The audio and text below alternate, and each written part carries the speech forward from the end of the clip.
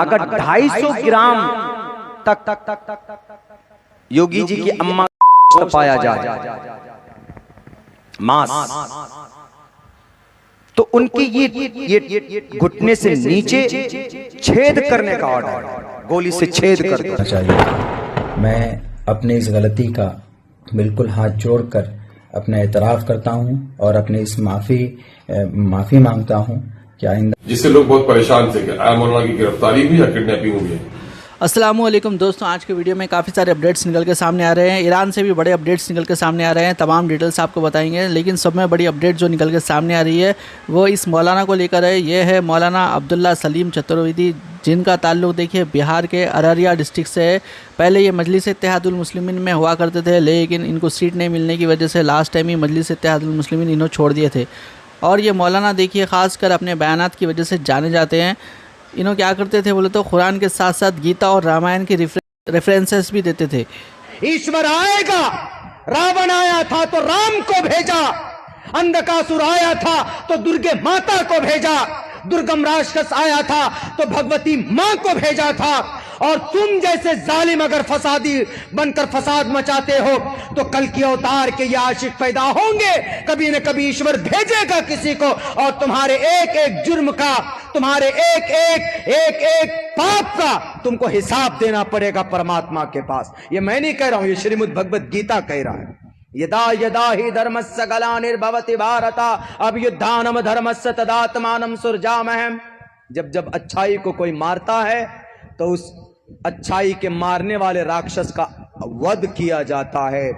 और रमज़ान मुबारक के महीने में इनकी जानिब से एक स्पीच दी गई थी, लेकिन उस स्पीच के 28 सेकंड के एक क्लिप को कुछ लोग कट करते हैं और अपने सोशल मीडिया के ऊपर चलाते हैं, जिसमें चीफ मिनिस्टर जो कि उत्तर प्रदेश के योगी आदित्यनाथ, उनकी वालदा को लेके एक कमेंट किया गया था मौलाना की जानिब से। और वो कमेंट देखिए काफ़ी ज़्यादा राइट विंग के लोगों के हाथ लगा, जिसके बाद में पूरी सोशल मीडिया के ऊपर मौलाना की फील्डिंग सेट कर दी गई। इतना ज़्यादा बवाल बचा के मौलाना के ख़िलाफ़ 83 FIRs हुई, लोग रोडों के ऊपर तक आ गए थे मौलाना के ख़िलाफ़, और सभी राइट विंग के लोग मौलाना की गिरफ़्तारी की बात कर रहे थे। और देखिए कल रात को यूपी स्पेशल टास्क फोर्स जो कि STF की टीम होती है वो आती है और मौलाना को बिहार से उठा लेती है, और मौलाना को वहाँ से उठा के बहरेज ले जाया गया, ऐसा बताया जा रहा है, ताकि इनके खिलाफ जो लीगल कार्रवाई हो वो की जाए। लेकिन मौलाना के जो वीडियोस निकल के सामने आ रहे हैं, इसके चलते देखिए इनके जो काफ़ी ज़्यादा फॉलोअर्स है वो नाराज़ हो रहे हैं, क्योंकि जो कोर्ट में पेशी की गई थी मौलाना के वो वीडियोज़ को देखने के बाद, क्योंकि मौलाना जो चल रहे हैं लड़खड़ाते हुए चल रहे हैं। और ये वीडियोस देखने के बाद में राइट विंग के लोग भी लिख रहे हैं कि खातिरदारी हुई है, शायद इस तरह की बातें मौलाना को लेकर की जा रही है, और मौलाना की जानिब से भी अपनी गलती मान ली गई है। क्या कहना है मौलाना का वो आपको दिखाते हैं। मैं अब्दुल्ला सलीम कासमी अपने एक जुर्म का एतराफ़ कर रहा हूं।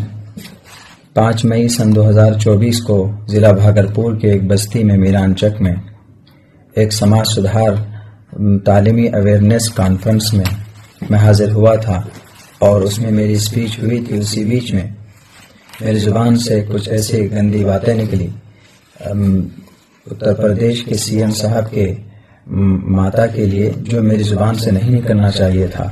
मैं अपनी इस गलती का बिल्कुल हाथ जोड़कर अपना एतराफ़ करता हूं और अपनी इस माफ़ी मांगता हूं कि आइंदा से ये गलती मुझसे नहीं होगी।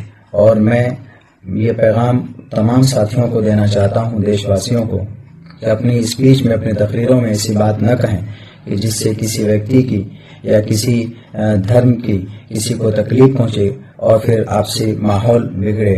तो अपने इस जुर्म का मैं दिल की उससे माफ़ी का तलबगार हूं कि मुझसे आइंदा कभी ये गलती नहीं होगी, और मैं खुसूसन उत्तर प्रदेश के CM साहब से भी माफ़ी का तलबगार हूं कि मेरी ज़ात से कोई तकलीफ पहुंची है तो हमें माफ़ फरमा दें।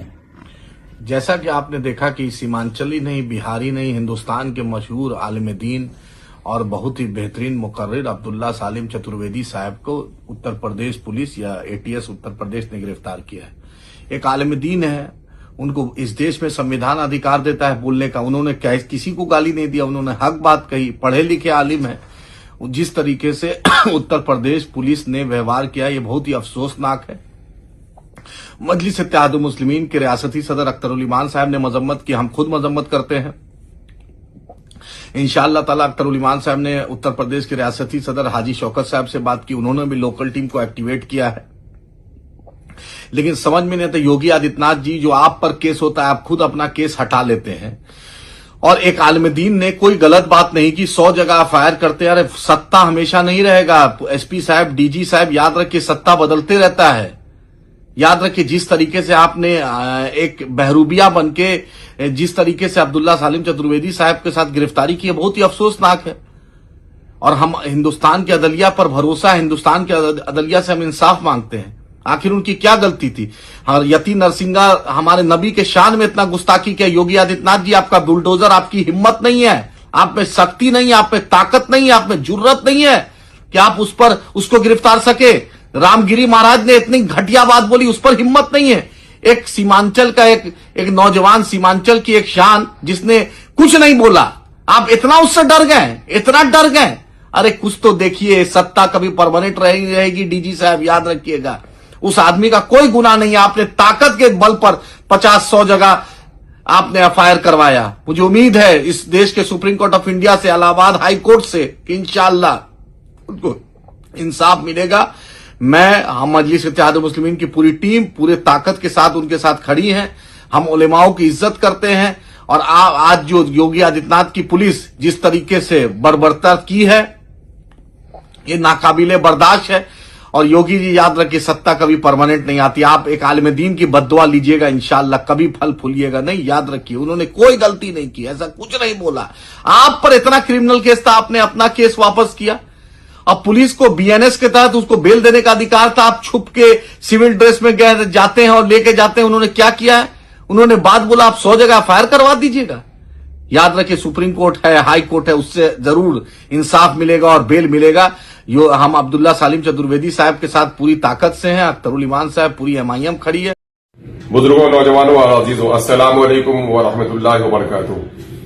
हजरत मौलाना अब्दुल्ला सालिम चतुर्वेदी साहब की गिरफ्तारी से न सिर्फ सीमांचल में बल्कि पूरे मुल्क में एक बेचैनी है मिल्लत नवाजों के दरमियान में। जैसा कि आप सबों को मालूम है कि मौलाना पर पिछले दिनों में कई जगहों पर मुकदमात किए गए उनकी गुफ्तगू की वजह से। हर जन के उसने अपनी गुफ्तगू में कोई मुजरिमाना लफ्ज का इस्तेमाल नहीं किया है। ताहम यह मामला अदालत का है तय करे। लेकिन आज जो उनकी गिरफ्तारी हुई है वो गिरफ्तारी दलमालपुर, जो मेरे इंतखाबी हल्का अमोर में है, वहीं पर हुई है। कुछ अजनबी किस्म के लोग आए, उनको गिरफ्तार करके ले गए, जिससे लोग बहुत परेशान थे कि मौलाना की गिरफ्तारी हुई या किडनैपिंग हुई है।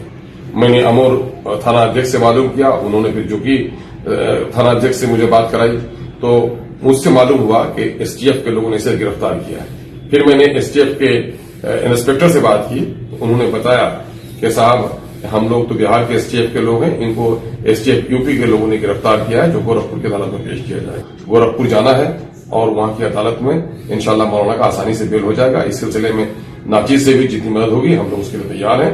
आप लोगों को तशवीश करने की और परेशान होने की कोई जरूरत नहीं है। अदालत पर यकीन रखिए, मौलाना का कोई कसूर नहीं है। इंशाअल्लाह अदालत में इनके हक में फैसला होगा। अमेरिका के ऊपर डायरेक्टली ईरान हमला नहीं कर सकता, क्योंकि जो ईरान के मिसाइल्स की रेंज है वो उतनी ज़्यादा नहीं है कि अमेरिका तक रीच कर सके। इसी वजह से ईरान क्या कर रहा है, अमेरिका के जितने भी रीजनल अलाइज है जो उसके रीजन में मौजूद है उनके ख़िलाफ़ कार्रवाई कर रहा है। और ऐसे ही कार्रवाई आज कुवैत और यूएई के ऊपर कर दी। दुबई के पोर्ट के ऊपर एक कुवैत की शिप थी, ये काफ़ी ज़्यादा बड़ी है। इसमें देखिए $2 मिलियन तक ऑयल आता है और इसका नाम है अल सलमी ऑयल टैंकर। इसको ड्रोन से ईरान ने आज निशाना बनाया। और देखिए ये कोई नॉर्मली छोटा मोटा हमला नहीं होता, इससे तेल की कीमतें काफ़ी ज़्यादा बढ़ सकती है, क्योंकि $2 मिलियन ऑयल आने वाली शिप देखिए कोई मामूली बात नहीं है ये। इवन डीजल का रेट यूएई के अंदर ज़्यादा महंगा हो चुका है, इंडिया से ज़्यादा महंगा डीजल यूएई के अंदर मिल रहा है। यानी कि जो लोग यहाँ तेल निकालते उनके पास ही तेल उतना ज़्यादा महंगा हो चुका है।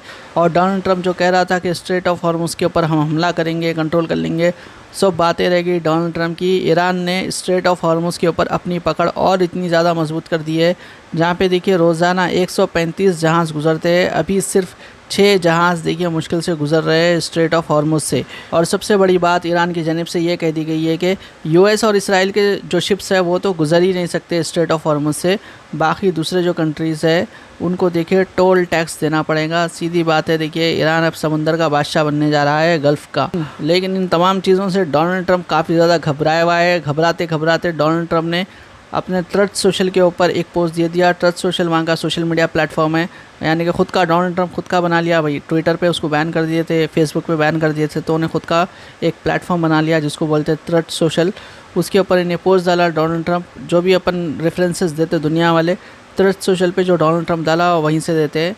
तो डोनाल्ड ट्रंप वहाँ पे देखिए खुल्लम खुल्ला ईरान को धमकी देते हुए पोस्ट डाला और बोला कि फ़ौरन डील साइन करो, अगर नहीं करेंगे तो तुम्हारे जो बिजली घर है उनको निशाना बनाएंगे, और जो तुम्हारा ऑयल टर्मिनल है खार्ग आइलैंड है उसको भी निस्तो नाबूद कर देंगे। इस तरह की धमकी है ये डोनाल्ड ट्रंप की जानिब से। और इसराइल की जानिब से भी एक बहुत ही बड़ा दावा किया गया है। इसराइल का कहना है कि पिछले 1 महीने में ईरान के 80% जो एयर डिफेंस है उसको पूरी तरीके से तबाह बर्बाद कर दिया गया। लेकिन इतना सब होने के बाद में भी ईरान पीछे हटने को तैयार नहीं है। वो अब न्यूक्लियर ट्रीटी से बाहर निकलने की धमकी दे रहा है।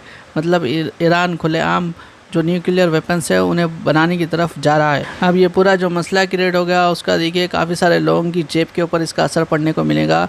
इस महीने में जो तेल की कीमतें हैं, जो क्रूड ऑयल है, उसमें देखिए 60% तक इजाफा हुआ है जब से ये वॉर शुरू हुई है तब से।